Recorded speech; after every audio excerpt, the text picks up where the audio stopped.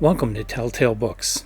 This story, I'm finally moving out of the early juvenile fan fiction works that he wrote. Although they're some, the more recent ones that the ones from like 53, 54, they're not all that amateurish. They're pretty darn good.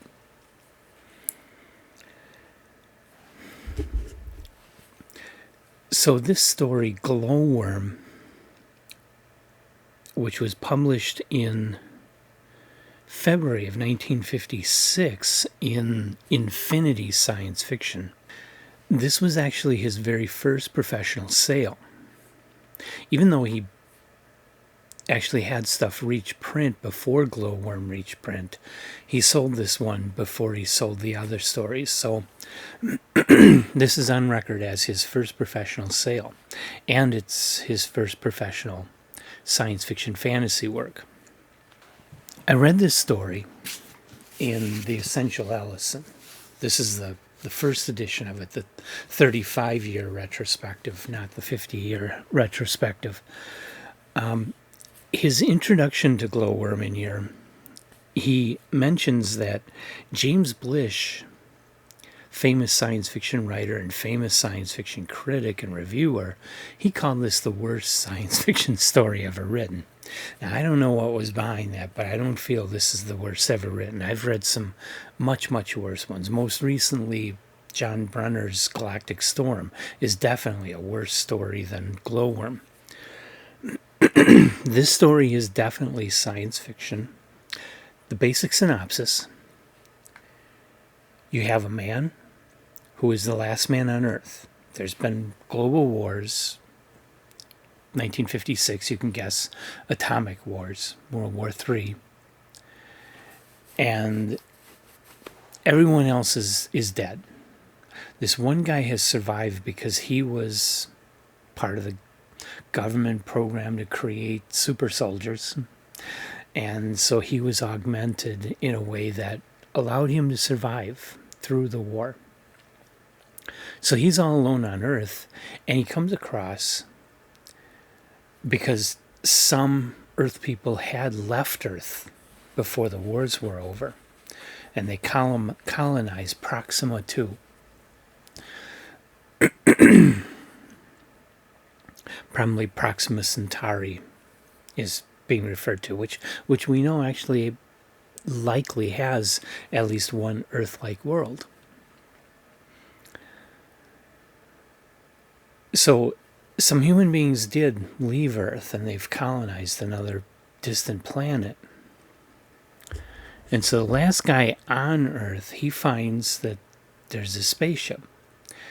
It was in the spaceport for repairs, so it's not launchable as is. It needs to be finished being repaired. But otherwise, it survived the war in really good shape. He just needs to find some parts and finish putting it back together. So he spends a couple of years doing this. Okay. I'll end the story plot there. It's a short story. I don't want to spoil the ending. But what I don't feel that this quite makes it to top tail status. But I thought it was a really good story. Mainly in the story is told from this man's viewpoint. And in the course of the story, he has changed. You are taken through a lot of his thoughts and a lot of his feelings and a lot of his reactions. The loneliness, the alienation, the desperation, feelings of no hope, which give way to feelings of some hope when he realizes he can finish this spaceship and take off, but also realizing that he has physically changed in ways that he feels when he reaches Proxima 2, they aren't going to accept him into their society. So he's facing this dilemma. So the story is all about what this character is going through as he prepares his spaceship to take off. And that's what I find great. It is a character story. It has a strong idea, but the idea is all about how this character has been changed by science. So the scientific idea is the character and his situation. It's what I've said before, the very strongest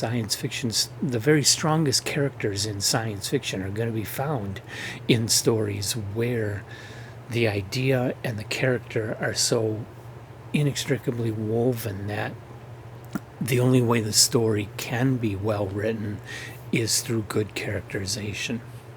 And this is one of those stories. I feel for a short story, Ellison really took it a long way. You know, at the end of the short story, you may think, well, I would really like more, but of course, it's a short story. Yes, it probably could have been expanded upon, but for whatever reason, Ellison didn't. He stopped where he stopped. I think he made the right decision. I don't think it really needs anything more. I think it's a very good story as is.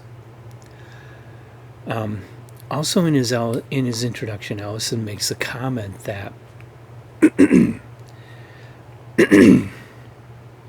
that this story is really his most science fictional story. He realizes, looking back on his career, 35 years, he realized that he was really more of a fantasist, not a science fiction writer. I don't know if I would agree with that. I mean, he wrote a lot of fantasy, he wrote some straight out horror, he wrote some other science fiction.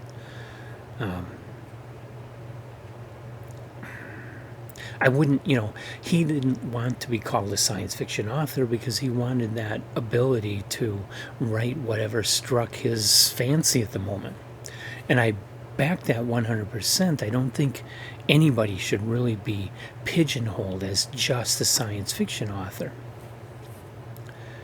But if you're talking about authors who wrote a fair amount and some really great science fiction stories, I think Ellison has to be included in that. The next one is called Life Hutch, and that was published 2 months later in April of 1956.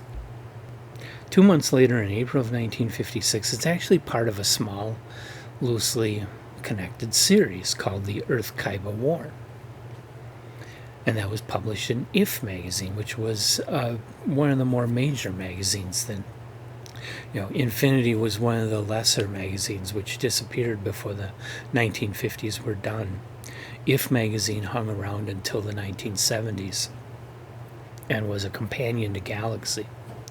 So he's moving up in the world, and we're into some very professional fiction now from Harlan Ellison. Till next time, I hope you'll enjoy reading this story or whatever other story you read. Leave comments, like us, subscribe us, and come on back for more.